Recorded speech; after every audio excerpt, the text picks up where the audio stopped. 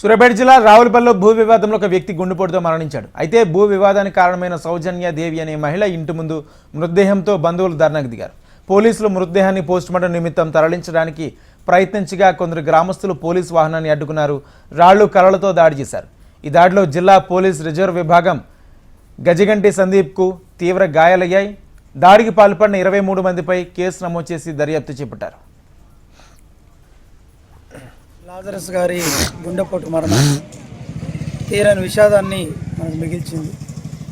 కారణం ఏంటంటే ఆయనకు మానసిక ఆందోళనలు. లాజరస్ గారి గుండెపోటు మరణం తీరని విషాదాన్ని మనకు మిగిల్చింది.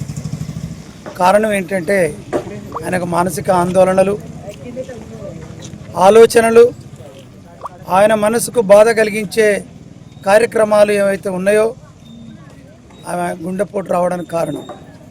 ముఖ్య కారణం ఎవరంటే ఈ విజయసేనారెడ్డి భార్య సృజనాదేవి గత 30 సంవత్సరాల క్రితం ఇక్కడ దాదాపు ఒక 50 మందికి 60 మందికి భూములు అమ్మడం అనేది జరిగింది.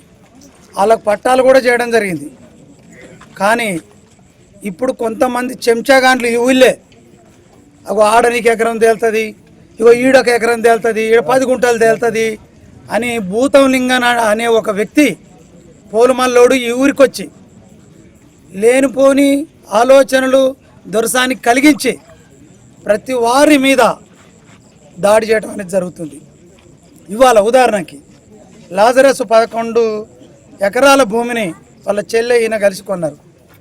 ఇప్పుడు 2 ఎకరాల 20 గుంటలు మాది ఉన్నదని దయానందం తహసీల్దార్ గారు ఒక దొంగ పట్టాను సృష్టించి దొరసానికి వేయటం ద్వారా ఆ దొరసాని ఒక రామచంద్ర అనే ఒక గూండాకు చేయడం ద్వారా ఇప్పుడు అతను వచ్చి భూమి నాదని అంటున్నాడు.